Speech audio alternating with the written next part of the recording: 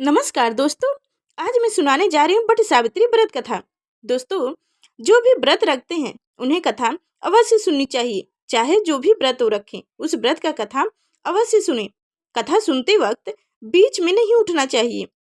कथा को लास्ट तक जरूर सुनना चाहिए। तो दोस्तों, हमारे साथ इस वीडियो में बने रहिए और कथा को अंत तक सुनिए। तो दोस्तों, अब शुरू करते हैं बट सावित्री व्रत कथा। विवाहित महिलाओं के बीच अत्यधिक प्रचलित जेठ कृष्ण अमावस के दिन आने वाली सावित्री व्रत की कथा निम्न प्रकार से है। तो दोस्तों, भद्र देश के एक राजा थे जिनका नाम अश्वपति था। भद्र देश के राजा अश्वपति के कोई संतान नहीं थी। उन्होंने संतान की प्राप्ति के लिए मंत्र उच्चारण के साथ प्रतिदिन 1,00,000 आहुतियां दी। 18 वर्ष तक यह कर्म जारी रहा। उसके बाद सावित्री देवी ने प्रकट होकर वरदान दिया कि राजन, तुझे एक तेजस्वी कन्या पैदा होगी। सावित्री देवी की कृपा से जन्म लेने के कारण से कन्या का नाम सावित्री रखा गया। कन्या बड़ी होकर बेहद रूपवान हुई।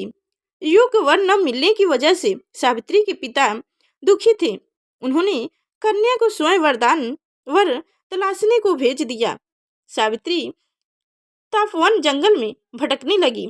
वहां 16 देश के राजा धूमतेन रहते थे, क्योंकि उनका राज्य किसी ने छीन लिया था। उनके पुत्र सत्यवान को देखकर सावित्री ने पति के रूप में उनका वरण किया। ऋषि राजन नारद को जब यह बात पता चली तो वह राजा अश्वपति के पास पहुंचे और कहा कि हे राजन, यह क्या कर रहे हो? आप सत्यवान गुणवान है, धर्मात्मा है और बलवान भी है, पर उसकी आयु बहुत छोटी है। वह अल्पायु है। 1 वर्ष के बाद ही उसकी मृत्यु हो जाएगी। ऋषि राजन नारद की बात सुनकर राजा अश्वपति घोर चिंतित में डूब गए। सावित्री ने उसने कारण पूछा तो राजा ने कहा, पुत्री, तुमने जिस राजकुमार को अपनी वर के रूप में चुना है वह अल्पायु है। तुम्हें किसी और को अपना जीवन साथी बनाना चाहिए। इस पर सावित्री ने कहा कि पिताजी, आयु कन्या अपने पति का एक बार ही वर्ण करती हैं। राजा एक बार ही आज्ञा देता है और पंडित एक बार ही प्रतिज्ञा करते हैं और कन्यादान भी एक ही बार किया जाता है। सावित्री हठ करने लगी और बोली, मैं सत्यवान से ही विवाह करूंगी। राजा अश्वपति ने सावित्री का विवाह सत्यवान से कर दिया। सावित्री अपनी ससुराल पहुंचते ही सास ससुर की सेवा करने लगी। समय बीतता गया। नारद मुनि ने सावित्री को पहले ही सत्यवान की मृत्यु के दिन के बारे में बता दिया था। वह दिन जैसे जैसे करीब आने लगा, सावित्री अधीर होने चिंतित में होने लगी। उन्होंने 3 दिन पहले से ही उपवास शुरू कर दिया। नारद मुनि द्वारा कथित निश्चय तिथि पर पितरों का पूजन किया। हर दिन की तरह सत्यवान उस दिन भी लकड़ी काटने जंगल चले गए थे। साथ में सावित्री भी गई। जंगल में पहुंचकर सत्यवान लकड़ी काटने के लिए एक पेड़ पर चढ़ गए। तभी उसके सिर में तेज दर्द होने लगा। दर्द से व्याकुल सत्यवान पेड़ से नीचे उतर गए। सावित्री अपना भविष्य समझ गई। सत्यवान के सिर को गोद में रखकर सावित्री सत्यवान का सिर सहलाने लगी। तभी वहां यमराज आते दिखे। यमराज अपने साथ सत्यवान को ले जाने लगे। सावित्री भी उनके पीछे पीछे चल पड़ी। यमराज ने सावित्री को समझाने की कोशिश की कि यही विधि का विधान है, लेकिन सावित्री नहीं मानी। सावित्री की निष्ठा और पतिव्रता को देखकर यमराज ने सावित्री से कहा कि हे देवी, तुम धन्य हो। तुम मुझसे कोई भी 3 वरदान मांग लो।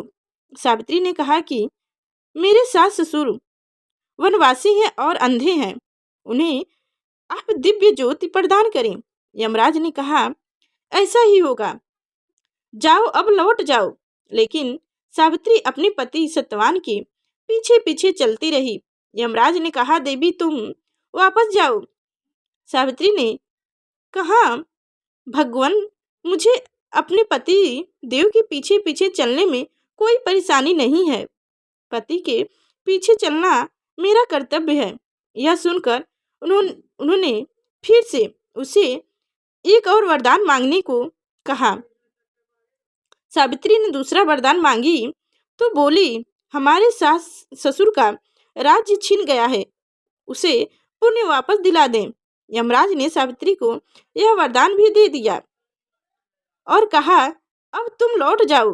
लेकिन सावित्री पीछे पीछे चलती रही और यमराज को गुस्सा आता रहा। गुस्सा में यमराज ने सावित्री को तीसरी वरदान मांगने को कहा। तो सावित्री ने तीसरी वरदान मांगी तो 100 संतानों और सौभाग्य का वरदान मांगा। यमराज ने गुस्सा में उसका वरदान भी सावित्री को दे दिया। तब यमराज ने कहा, सावित्री, अब तुम चली जाओ। सावित्री ने यमराज से कहा कि प्रभु, मैं एक पतिव्रता पत्नी हूँ और आपने मुझे पुत्रवती होने का आशीर्वाद दिया है। यह सुनकर यमराज को सत्यवान के प्राण छोड़ने पड़े। यमराज अंतर्ध्यान हो गए और सावित्री उसी वट वृक्ष के पास आ गई जहां उसके पति का मृत शरीर पड़ा था। सत्यवान जीवित हो गया और दोनों सुखी सुखी अपने राज्य की ओर चल पड़े। दोनों जब घर पहुंचे तो देखा कि माता पिता को दिव्य ज्योति प्रदान हो गई। इस प्रकार सावित्री सत्यवान चिरकाल तक राज्य सुख भोगते रहे। तो दोस्तों, एक पतिव्रता नारी ऐसी ही होती है। तो दोस्तों, आप भी व्रत करें, सच्चे मन से व्रत कथा सुने और व्रत का शुभ फल प्रदान करें। तो दोस्तों, पतिव्रता सावित्री के अनुरूप ही प्रथम अपने सास ससुर का उचित पूजन करने के साथ ही अन्य विवाहित को प्रभाव करें।